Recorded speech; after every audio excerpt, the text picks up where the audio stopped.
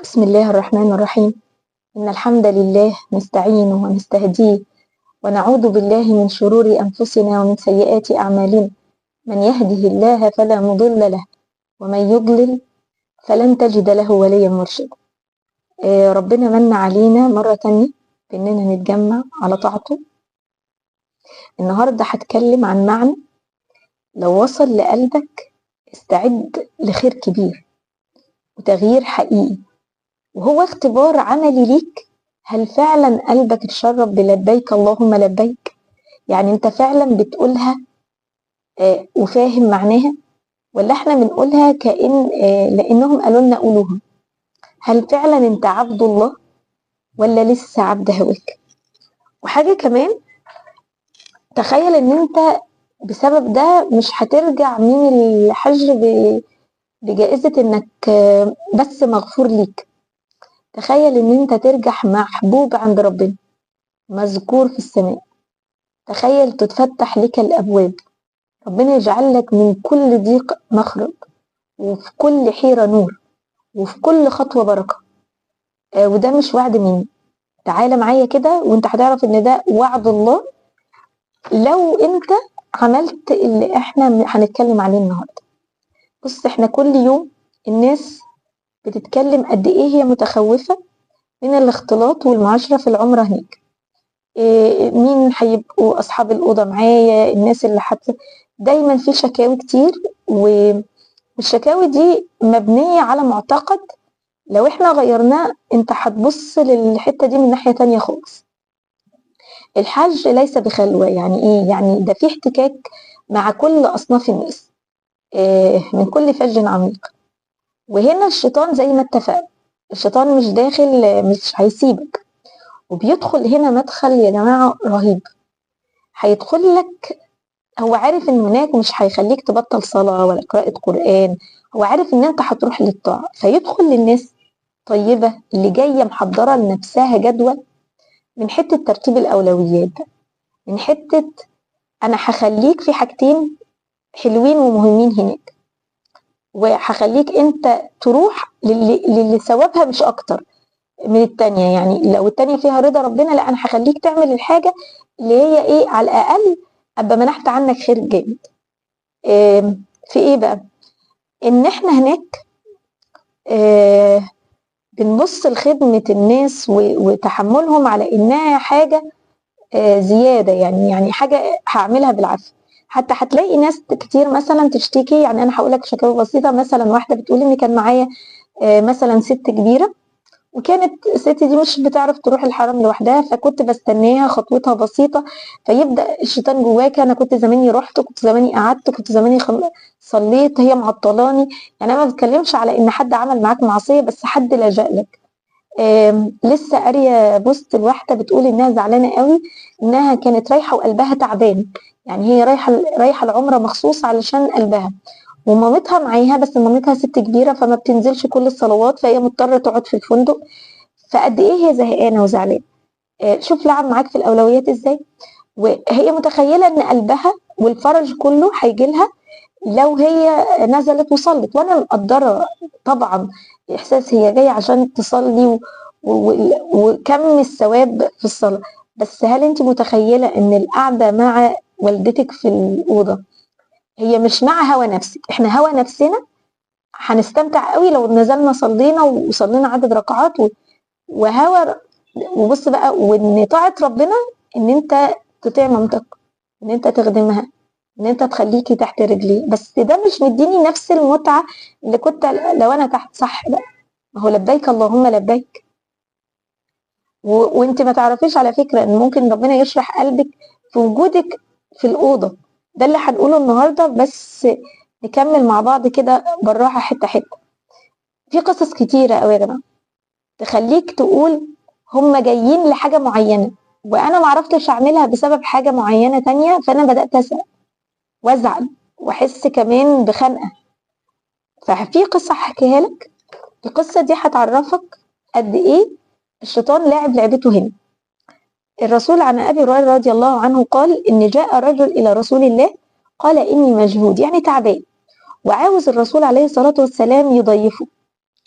فأرسل الرسول لبعض نسائه فقالوا والله الذي بعثك بالحق ما عندنا إلا ما عندناش أكل. وأرسل لأخرى تانية فقالوا نفس القول. فانطلق به رسول الله وقال من يضيف ضيف رسول الله؟ أبي طلحة الأنصاري على طول من غير حسابات، يعني السابقون السابقون، قال أنا يا رسول الله. ما حسبهاش بقى، وراح لزوجته أم سليم وقال لها، سألها إن كان لديها عندها يعني اللي هتضيف بيه ضيف رسول الله، فقالت له والله ما عندي إلا قوت صبيان، يعني ما عنديش أكل غير للولاد، يعني مش لينا حتى كلنا. فاتفقوا مع بعض إنهم اتفاق هينيموا الصبيان وهتعمل الأكل، وساعة ما يجي يتحط الأكل هتطفي السراج، فهو لو مد إيده هيحسب إنهم ياكلوا معاه، وعملوا إنهم بياكلوا. وباتت الأسرة دي اليوم ده جعانة جعانة، يعني ما خدتش معاها أي، ما كلتش. وراح تاني يوم قابل رسول الله، ما اتكلمش عن حاجة. فأول ما الرسول قابله قال له إن الله قد عجب من صنيعكم. أنت متخيل ربنا شايفه بيعمل إيه؟ كل حاجة يا جماعة، كل حديث وكل حاجة بسيطة الله يسمع ويرى. ونزل فيهم قرآن ويؤثرون على أنفسهم ولو كان بهم خصاصة، بس فضلوا الناس عنهم مع إنها تقيلة. ومن يوق شح نفسه، واللي هيقدر يا جماعة يوقف بخل النفس، بخل النفس في الوقت، أنا مش عاوز أصرف وقتي على الناس، أنا عاوز الوقت ده أنا أصلي. بخل النفس في الصحة، لا أنا مش هشيل حاجة، أنا معايا شيلتي تقيلة. بخل في الحتة دي، فأولئك هم المفلحون. ويؤثرون على أنفسهم ولو كان بهم خصاص ومن يوق شح نفسه فأولئك هم المفلحون. ناس أكرمت ضيف لرسول الله، اتذكروا في الملأ الأعلى وأنزل فيهم قرآن. طب أنت بقى لو أكرمت ضيوف الرحمن نفسه وخدت النية دي، أنا هكرمك يا رب ضيوفك مرضاة ليك. تخيل، تعالى معايا كده هنكمل حاجة. في مرة دخل حد على الصحابي عبد الله بن عباس، وكان معتكف في مسجد رسول الله، وجاله رجل حزين كده ومكتئب وقال له إن عليه دين وإن أجله جاء وإنه معهوش فلوس. فابن عباس عرض عليه إنه يخرج من إنه يروح ويتوسط. فالرجل تعجب، يعني قال له أنت في معتكف؟ فقال له سمعت صاحب هذا القبر يقول من مشى في حاجة أخيه وبلغ فيها كان خير له من اعتكاف 10 سنين. بصراحة يا جماعة أنا لما بحثت في الحديث لقيته ضعيف، بس لقيتهم بيقولوا إن هو موجود فيما معناه. تعالى أحببك بقى، تعالى أقول لك الوعود اللي أنا قلتها لك هي موجودة إزاي. قال رسول الله صلى الله عليه وسلم من كان في حاجة أخيه كان الله في حاجته. طيب أنت مالكش حاجة، يعني جاي الحج ما عندكش حاجات 1 2 3، ما نفسكش في حاجة، طيب كان الله في حاجته. ومن فرج عن مسلما كربة من كرب الدنيا نفس الله عنه كربة من كرب يوم القيامة. لا دي مش دنيا بس بقى، ده أنا كمان حاجة في يوم القيامة لو في موقف صعب عليك هعديك. ومن يسر على معسر يسر الله عليه في الدنيا والآخرة. يسرت على حد حاجة، شلت لحد شنطة، عديت لحد حاجة، يسرت، ربنا هيسر عليك في الدنيا. في الدنيا زي ما قلت لكم هناك احنا محتاجين البراح والمساحة والتوفيق من ربنا، لا هيسر لك الدنيا، هيخلي الدنيا ماشية في سلاسة، هيخليها سهلة. والله في عون العبد ما كان العبد في عون أخيه. انت مش عاوز ربنا يبقى هو اللي بيساعدك، هو اللي معاك. احنا بنبقى خايفين قوي المشرف بس يغفل عننا، خايفين نتوه، خايفين. ربنا معاك بقى، والله في عون العبد ما كان العبد في عون أخيه. فايه رأيك؟ ايه رأيك نروح الحج بنفسية وبمعنى انك وقف لله، انا يا رب واقف عند اللي انت عاوزه، زي ما تحب يا رب حكون، انا هخدم حجاج البيت مرضاة ليك. وطمع، احنا اتفقنا ان احنا رايحين طمعانين، طمعانين نتغير وطمعانين في رضا ربنا وطمعانين في فتوحات وطمعانين في انوار. فالحاجات اللي خد بالك من ترتيب الاولويات. لو حد جالك وطلب منك ما تقولش اشمعنى انا كده هيبوظ عليا، قول ليه ربنا استخدمك واقامك هنا، ربنا بعته لك. وحتى لو حد جه ضايقك ربنا بعتهولك، أجر الصبر. فإحنا عاوزين نكون وقف لله. طب ده هنعمله إزاي؟ تعالى أقول. تعالى أول حاجة نتعامل مع الغير بنية أنا أخدم، اللهم إني أخدمك في عبدك. يعني يا رب أنا بعمل الحاجة دي للناس عشانك، أنا مستحملهم عشانك. لو حصل موقف كده كان مكان، بص هتلاقي تكون محضر مكان وتيجي حد بدون استئذان خدته، أنا هخزن غيظي عشانك، أنا مش هجادل، أنا مش هقول أي حاجة، أنا هبقى مختلف جدا هناك، خايف قوي، أنا عاوز رضاك. أنا بتعامل مع الناس على إني بتعامل مع رب العالمين، مش شايف، أنا مش شايفكوا أصلا. رقم 2، تعالى نبقى ندخل في قلوبنا الرحمة، نبقى هين لين هناك. يدخل الجنة كل هين لين. الكل هناك تعبان يا جماعة، وفي ناس خايفة، وفي ناس ردود أفعالها بتبقى بناء على خوفها. كلمة طيبة، مساعدة، نصيحة طيبة متغلفة بخوف ورغبة في المساعدة، مش باستعلاء، مش أنا عارف وأنت مش عارف. تعالى نتراحم. الموقف هناك زي صعب وعدد واحنا مختلفين، فخليك انت الرحيم. اشمعنى انا؟ ما هو اجمل حاجه انها اشمعنى انت، اشمعنى انت، يعني اشمعنى ربنا اختارك انت تكون. ما هو مش كل الناس يا جماعه ربنا هيختارهم دايما باصين على رضا ربنا. فانت زعلان ان انت كنت من اللي ربنا اختارهم؟ انت مختار للحج، وان شاء الله مختار من ان انت تكون من اللي ربنا كل اختبارات اللي هيديها لك هناك ناجح ومنقود زي ما بيقولوا. بس ما نقول لرحمة أكبر ونور أكبر وأوسع. الحاجة التالتة بقى، احترم ضعف الناس. العصبية بصلها على إنها ضعف، والأسلوب الوحش على إنه ضعف. إحنا مش هنقدر نربي الناس ولا نغيرها، ولا تخيل إن أنت لو جادلت حد هتاخد منه حاجة، بس هتطلع قلبك هيتغير. وإحنا عاوزين نحافظ على سكينة القلب واتزانه.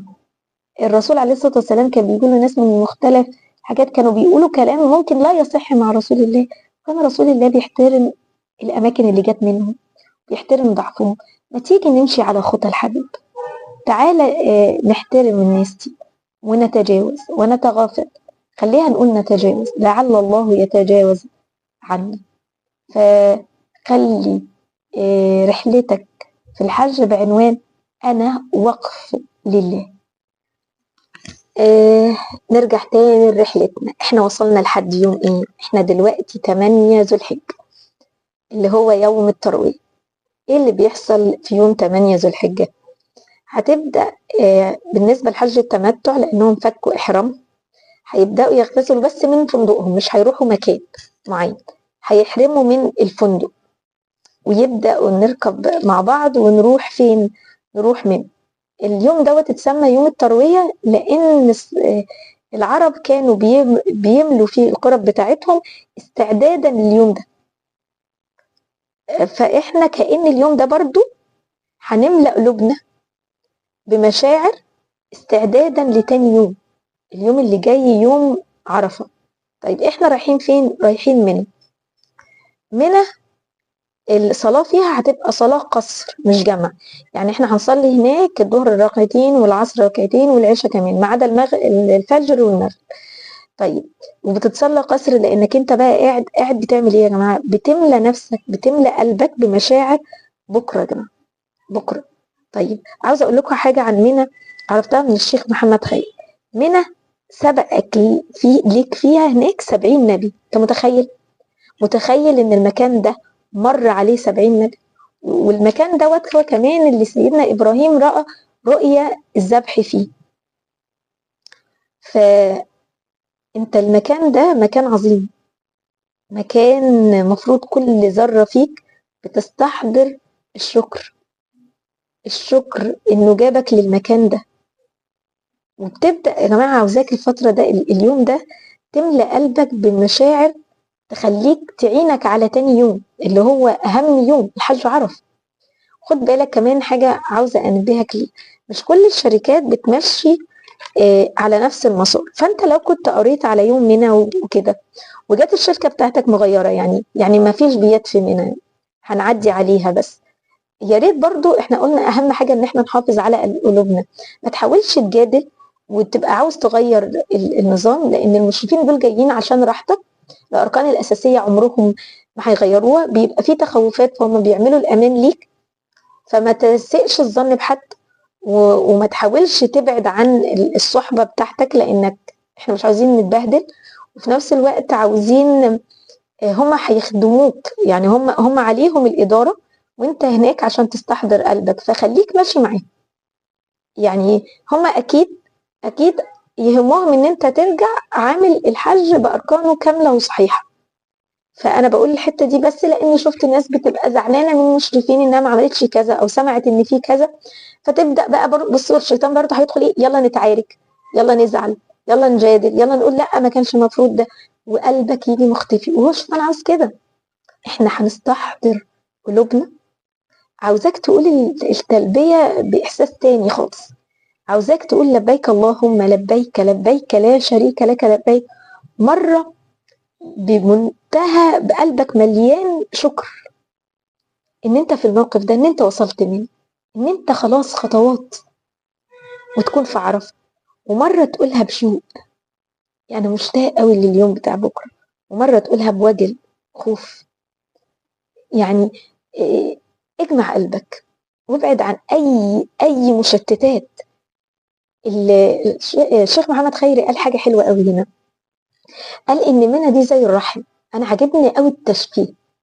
اصل عرفه فعلا ميلاد جديد، انت بتتولد لاول مره ليك فرصه حقيقيه بان يبقى ليك ميلاد جديد، كتاب جديد، صفحه بيضه من اول وجديد. فهو فعلا عامل زي الرحم.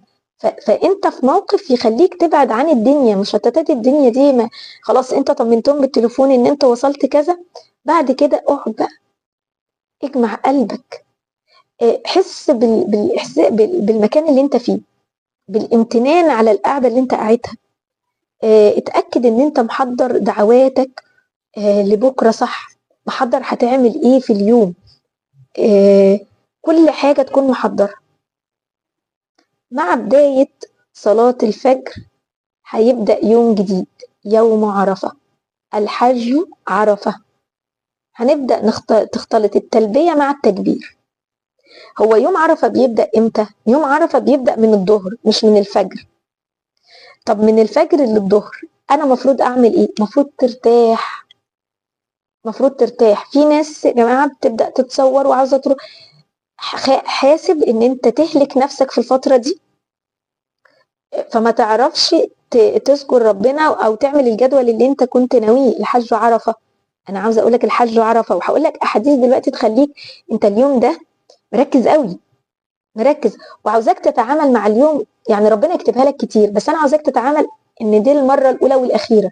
لان احنا لما بنعرف ان مفيش فرص تانية احنا بنمسك في الحاجه بايدينا واسناننا كده. فانا عاوزاك تبص على اليوم ده على انه فرصتك الوحيده. يا عالم، يا عالم الاعمار، صحه، قدر الله، احنا مش عارفين هنيجي تاني ولا لا. فاوعى تضيع، اوعى تضيعه.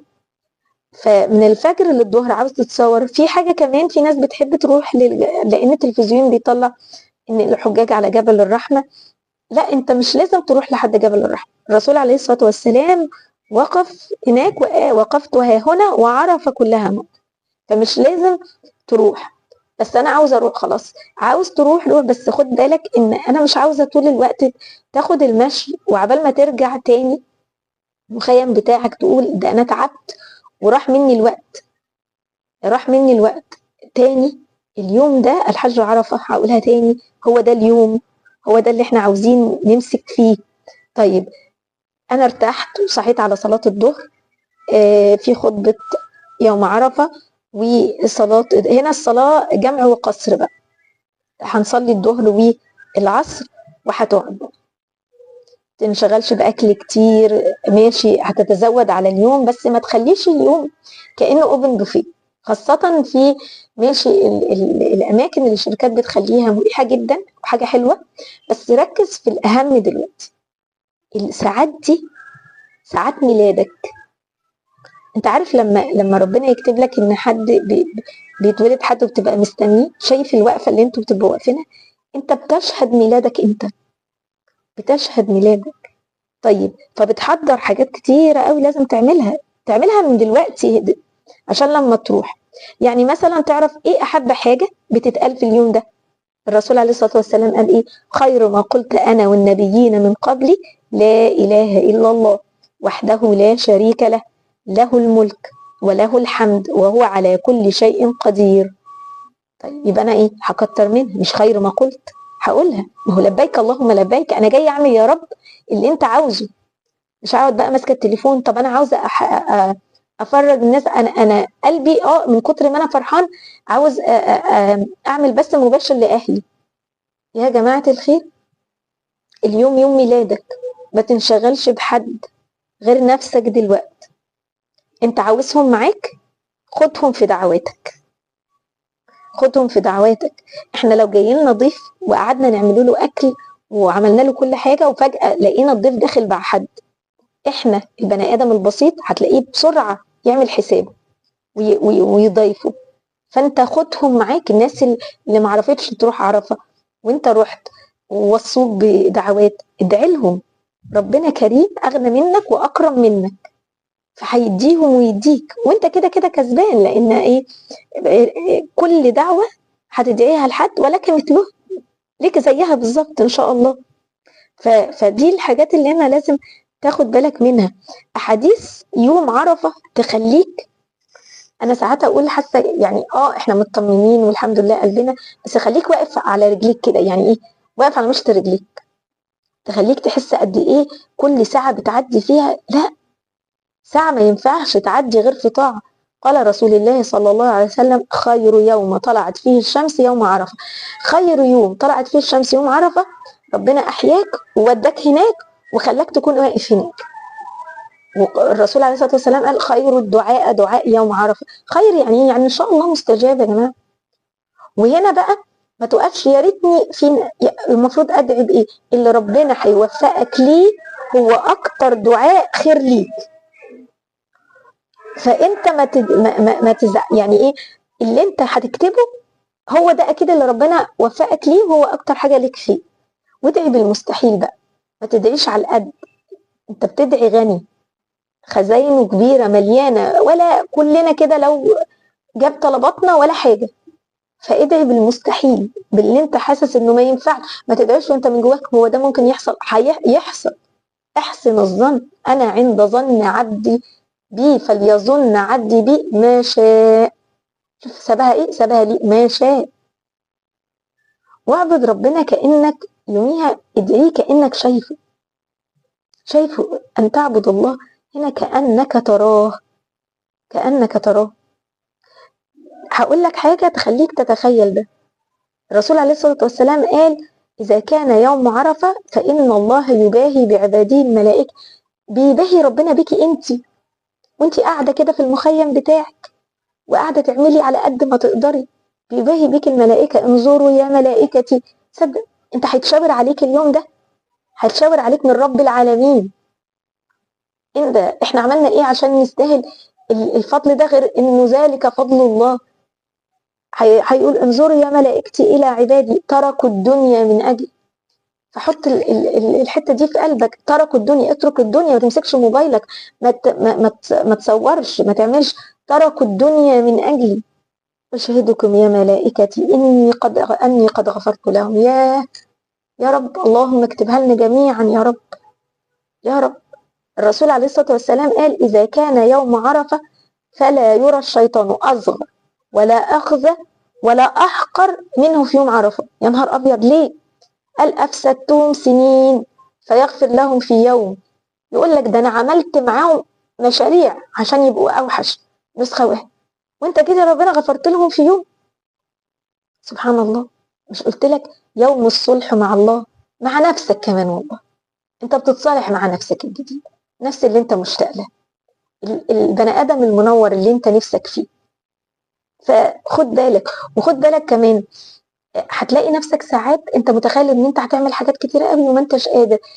انت بتسعى، اعمل اللي عليك. انت مش لازم، ما تحطش علامات قبول لليوم ده من عندك. اصل انا ما حسيتش قلبي جامد، اصل انا معيط. ادعي. انا ما فيش شروط، ما فيش حاجات في احاديث بتقول ان انت لازم تحصل كذا عشان يقبل منك. انت هتقعد، هتستشعر انك عبد فتح لك باب القبول، فتح لك اي باب تاني بقى. تمام، ربنا يديك من بركاته. وعلى فكرة، والفتح بيه على قدر ايه؟ على قدر شغلك الفترة اللي فاتت زي ما قلت لك. في حديث كمان قال رسول الله صلى الله عليه وسلم: ما من يوم يعتق فيه الرقاب من النار أكثر من يوم عرفة. ياه، انت عارف يعني ايه عتق؟ يعني خلاص فكيت الأسر، يعني انت مش من أهل النار. فاللي ربنا هيعتقهم مش هيرجعهم تاني، ممكن أسمائهم ترجع تاني تكتب من أهل النار. فيا رب اجعلنا منهم يا رب. وادعي لأهلك كتير ولأحبائك ولكل الناس اللي وسطك. اكتب دعواتهم بحرص وقولها من كل قلبك. مش كده، مش تحصيل حاصل، اعتبرها نوع من شكر النعمة ان انت هناك وهم كانوا يتمنوا يكونوا هناك. وصلنا الأذان المغرب. مبروك، مبروك ميلادك الجديد، مبروك الغفران. وظن خير. أسوأ الناس حالا من ظن أن الله لن يغفر له. لأنك انت لو فعلا مصدق ان انت بقيت صفحة بيضة، سلوكك هيتغير. انا خايف الصفحة يحصل فيها حاجة، انا مش عاوز اكتب فيها غير كل جميل. فاحساسك وسلوكك هيبقى مبني على درجة تصديقك ان انت ربنا غفر لك. وهنا الشيطان هيجي يفكرك بأي نواقص. احنا كلنا يا جماعة فينا نقص، الكمال لله. فما تخلوش يدخلك من الحتة دي. افرح بيوم ميلادك الجديد. دايما يوم الميلاد ليه فرحة. فانت بتتولد وانت واعي وانت عارف وانت فاهم. فمبروك عليك ميلادك الجديد. ونقف لحد هنا.